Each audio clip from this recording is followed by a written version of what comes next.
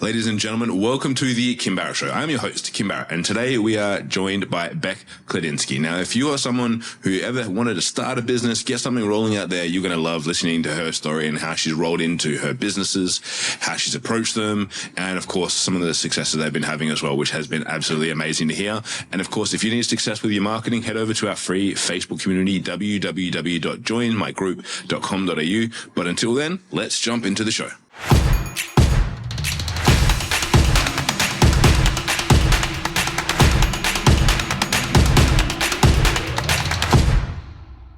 Beck, thank you so much for joining us today. Really appreciate you making the time. Thank you so much for having me. It's great to have you here.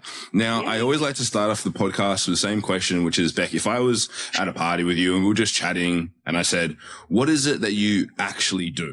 What's your go-to answer?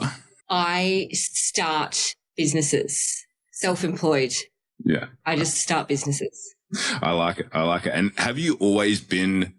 Because I know some people, when they share their business stories, they're like, oh, when they were little kids, they were hustling and selling stuff and trying to start their own businesses. Has that kind of been always the same for you, or has it been like a journey building into that business world? I think it's always been there in me. I mean, I wasn't 7 years old selling lemonade on the corner trying to hustle then, but I've always had that streak in me. And it was actually yesterday, the penny dropped. We were recording our own podcast, Lockie and I, the Press Week podcast. And towards the end of it, we were just having a conversation and I said to him, do you know anyone else that has been able to build a business and make it be successful? Because a lot of people have a crack. And he said, no. And I said, but I do that. And he said, that's why you're so interesting and amazing. And I was like, what the? So yes, it's always been there. Yeah. And so what was your first foray into business? Oh God, I think in the early 2000s, it would have had to be eyelash extensions. It's a hot product back then? It was back then, yeah. And how did that come about? Was it just a need where you like, everyone needs eyelash extensions, let's get into this and get it out there? Or like, how did it come about? Well, upon reflection, my MO is really figuring out a niche in a market. Mm. And the way that I do that is just identifying it for myself and then going into it. So at the time, there was no one servicing the Gold Coast with eyelash extensions the way I wanted to do it. So I did it. You're right. Nice. And then from there, like with your businesses, like over time, has it been kind of do it for a bit, move on to the next project? Like what's been your evolution?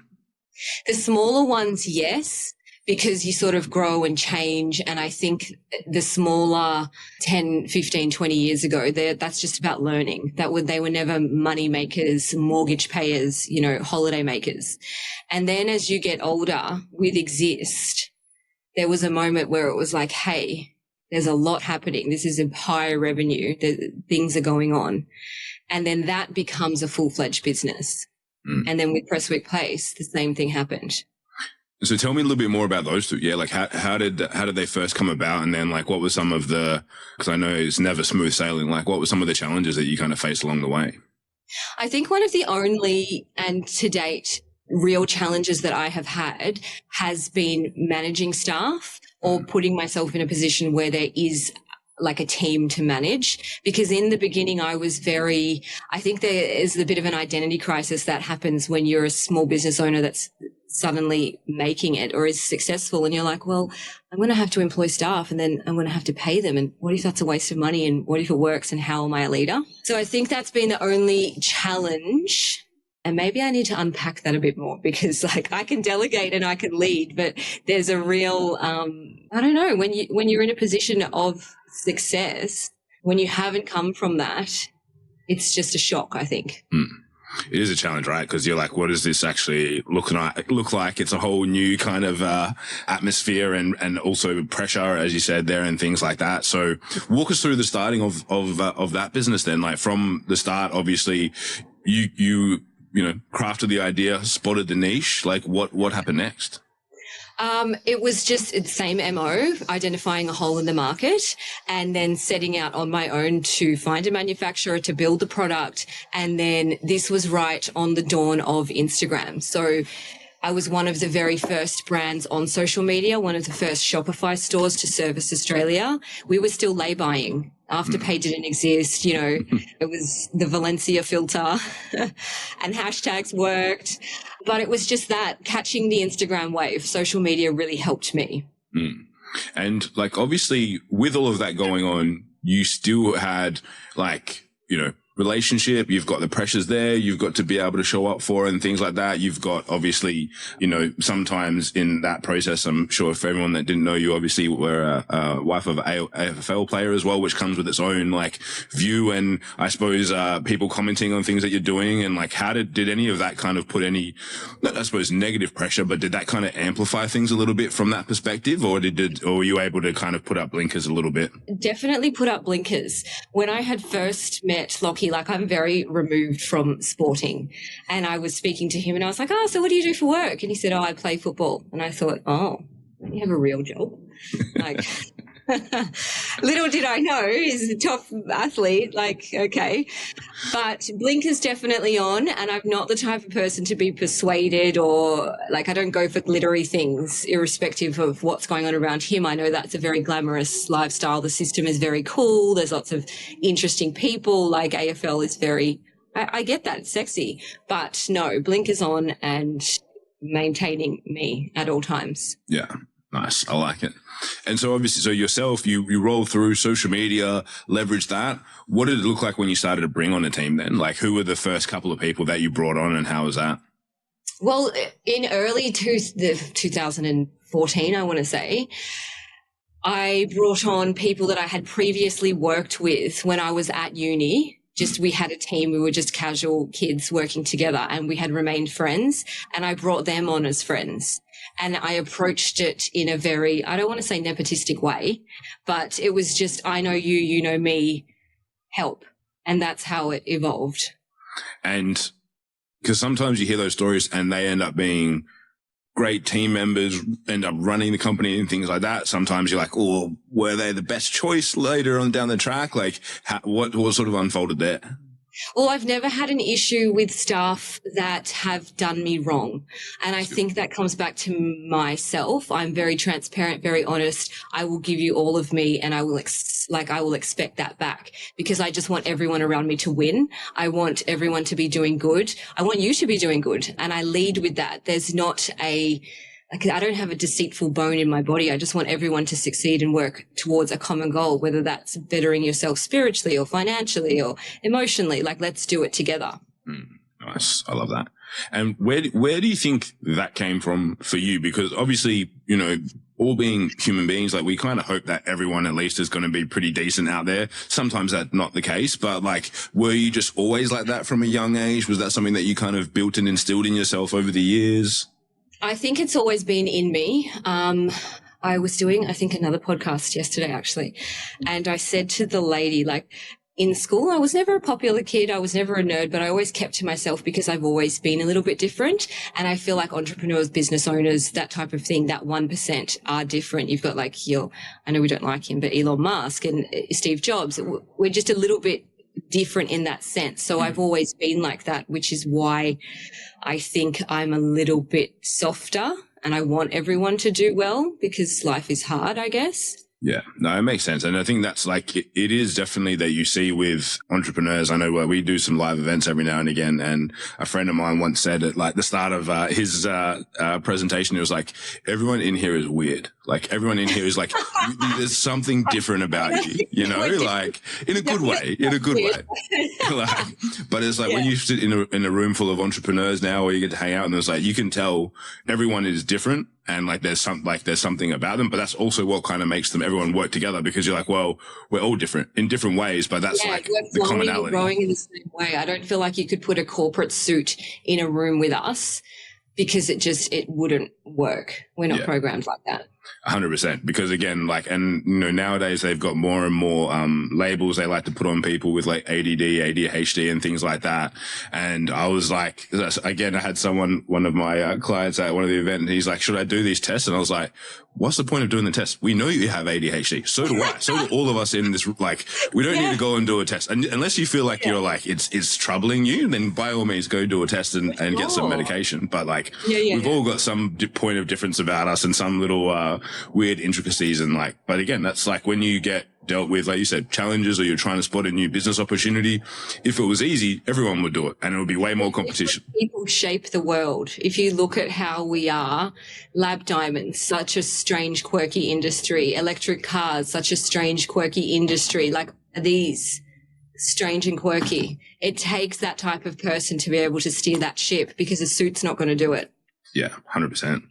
And okay, so that business obviously took off, did extremely well, like, because I find for some people, one business is hard enough, let alone adding on more to that empire and building it out. Like, what was the next step for you after that? That was just flowing. There wasn't another step. And I don't lead with like a dollar figure or a goal, like I need to own a building or something like that. It's nothing crazy. It's just making sure that the machine works properly.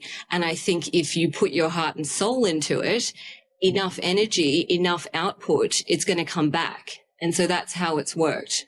And so is it literally like your process, rinse and repeat, another like spot an opportunity? Like, how did the next business come about then as well? Well, Pressweek Place happened. Lockie and I were talking about getting engaged, and I had been previously engaged. The ring was insured for over 100 and something thousand. I took it back to the jeweler to get a valuation to potentially resell it, because I wanted to get that energy gone. I'm big on energy. I wanted it away from me. And the figure that she gave me as a resell was laughable. She sat down and she said to me, Beck, if you keep it insured in a year's time, say that it's gone missing and I'll sign off on that certificate and you can get your insurance money. And I said, God, no, that's fraud. No way.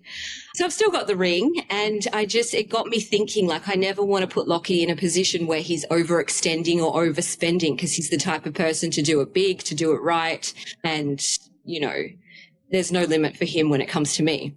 So that's how it started. I just was doing my own due diligence, and I saw that no one was facilitating the industry in Australia, and here we are.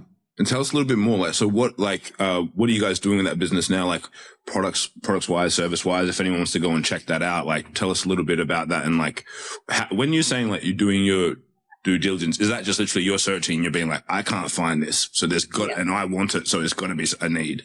Yeah, that's exactly it. As far as what we encompass as a brand, it's everything. It's engagement rings, wedding rings, necklaces, earrings, belly rings, dog collars, like every single thing we do, we hand make it. We're cutting diamonds from rough rock. Like, we can shape a diamond to the letter K if you like. Why not? But we're doing it all.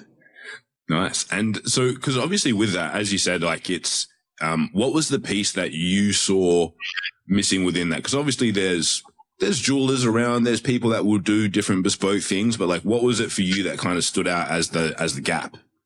Well, lab-grown diamonds were not new. Europe and America had already been servicing the market, but Australia were late to the party, and there was no one in the country that had grabbed the concept or grabbed the product by the reins and were publicly accepting them and saying, you know what, guys, let's do better. Let's stop devastation. Let's put an end to this slave labor, child labor. Let's really talk about it, when it's the exact same thing. No one was doing that. It was sort of off, I don't know, taboo.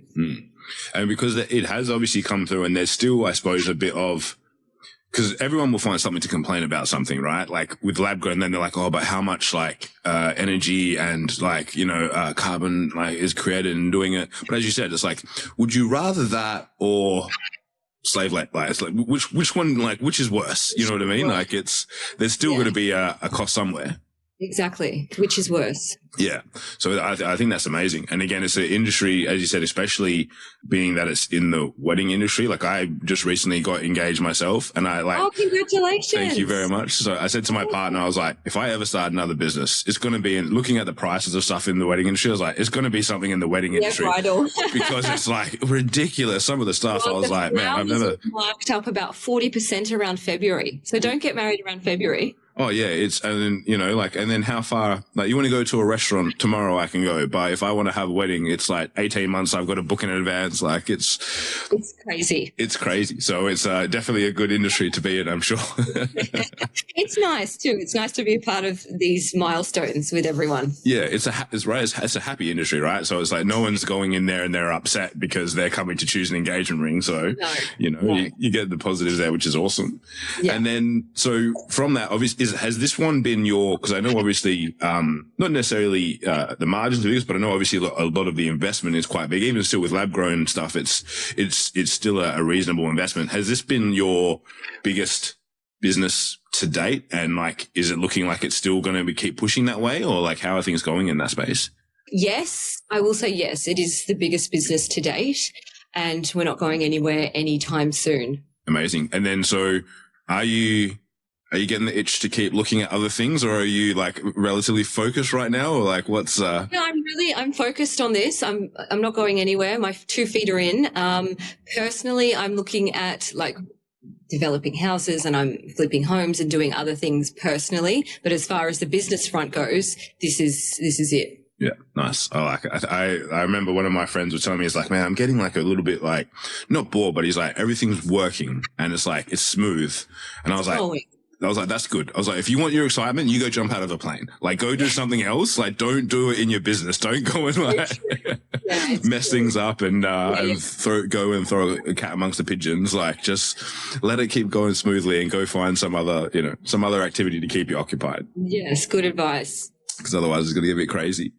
And so with that then, again, obviously working with your husband as well in this business, how have you guys found that? Because I know, again, some people find it amazing. Other people are like, we sometimes need a little bit of space from each other just so that we can come back and feel great seeing each other. Like, how has it been for you guys in that process? Has it been relatively like easy to be able to work together? Obviously, you guys are a great couple, so it works. Like, how does it work from that side?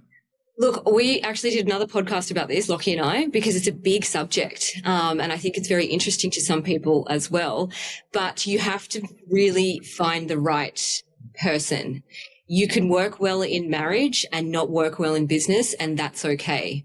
I have only ever been self-employed, so I know nothing different. Lockie has come from AFL. He's also a very good person. Like, he's very easy to work with and we work well together, and we got lucky there. Also with COVID, we were sort of locked down. So that was a tester together. I was working, he was training from home. Our schedules were sort of, overlapping, but we made it work.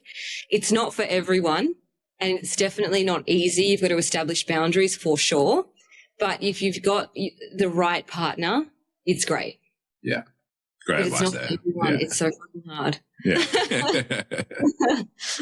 Yeah. There's some people I see them work together and I'm like, oh, that's perfect. And other people I'm like, you should just give each other a bit of space, like let it marinate a bit there. No, but that's awesome. It's a nice idea. It should work, but it doesn't. Sometimes it just doesn't, because your personal relationship can get on top of your professional one, and then you're head to head.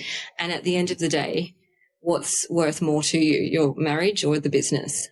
And I think, as you said, like one of the keys there that I picked up from what you mentioned is like, you've never worked in a different environment. You've only ever been self-employed, which means you have to be adaptive. You have to be receptive. You have to be able to do all those things versus, I think, let's say two people that came from maybe a corporate structure where there's hierarchy and things like that trying to come together makes it a lot harder when you haven't had to be like, cool, I've got to roll with the punches every day. Crazy. Yeah, that would be extremely hard. Yeah. And so within this business that's been rolling right now, obviously, I know you mentioned generally the only hurdles you face are generally like team and people and things like that. Have there been any challenges in that realm for this business as it's been growing? No, not really, actually. We've got a really good team here with us. There was a period where I transitioned between staff, but it's never been an issue in Prestwick Place. It's always been actually very good, and knock on wood, I feel really blessed. Amazing. And then what about as you grow and things like that? Have you guys faced any hurdles with growth? Have there been any kind of like or not even just hurdles, but like lessons along the way as you've been growing from, your original idea and being like, cool, here's a gap versus to where you guys are today? Like, what have been some of the things that you've had to No hurdles. I think the diversification and the growth has been natural. There's never been a moment where I'm like, fuck, how do we get over this? Or how do we bust through? Or how do we do this? It's flowed very nicely. And I think that is due in big part to Lockie and to the support around me, because if I'm the one driving this, I need to be supported in the right way to be able to think clearly and think creatively. But there haven't been any hurdles that we've had to challenge or we've challenge with. That's good. And so then obviously being that it was something that was new coming into a market where people weren't like, whether it be taboo or just weren't talking about it, like what was your approach? Did you kind of just bust down the doors and be like, here we are? Or like, how did you, how did that break in? In the beginning, I think like everyone would have been looking at it like, what the fuck is this girl doing? What's she talking about? Oh my God. Because it was so shocking and it was so, you just couldn't unsee it and you couldn't stop watching it because it was so groundbreaking to the industry.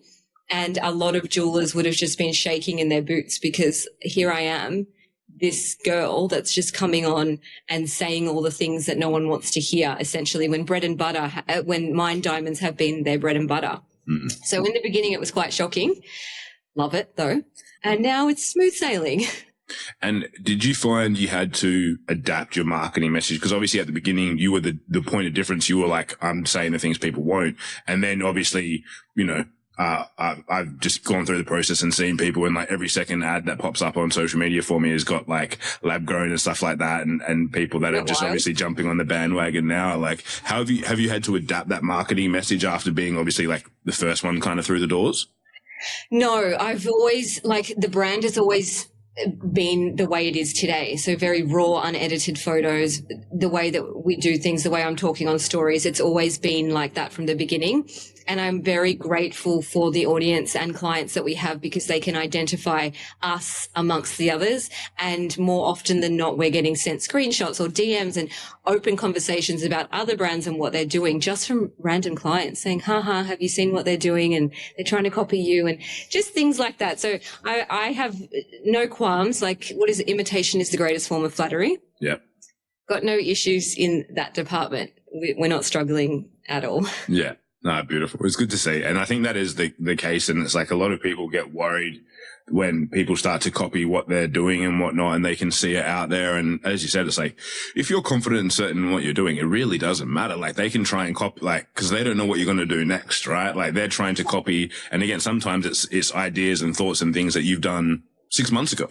Then they're still trying to play catch up because they're just trying to keep up with what you're doing and they have no idea what the plans are. It's all well and good to make a cute photo and a funny reel that gets, 5,000 views or 10,000 views or 50,000 views. But does that convert? Do you have a client there or is it just someone watching your video? So there's a big difference. 100%. And that's, I ran a program not long ago teaching some people some stuff on social media. And that was like the big influence. They're like, oh, I want to get like a video or a reel or a TikTok to pop off and do this. And I was like, you realize when that happened, generally, that doesn't, like, if it goes viral, it's probably the worst thing because it's going to go to an audience that's most likely not even interested in your stuff. There's just like something weird in there. That momentum going, and can you turn that momentum into $10, $50, $100, $150,000? Like, can you monetize that? No. Yeah. And that's why I say it's like for most people, it's like, yes, it will be great for you and you'll feel good for a second. But again, unless you know what to do with that audience or how to amplify it and keep it going, probably not going to really do anything for you. So it's no point. I mean. Yeah. And Beck, look, I could talk to you about business and stories and things like that all day, but as we get towards the end of our time here together, I'd love to ask, is there a question that I haven't asked you today that I should have? No. I don't think so. Nailed it. Good. And so for anyone that has been listening, obviously, and want to keep in touch with what, not only what you're doing, what the business is doing as well, where's the best place for people to connect with you online and see what you're up to?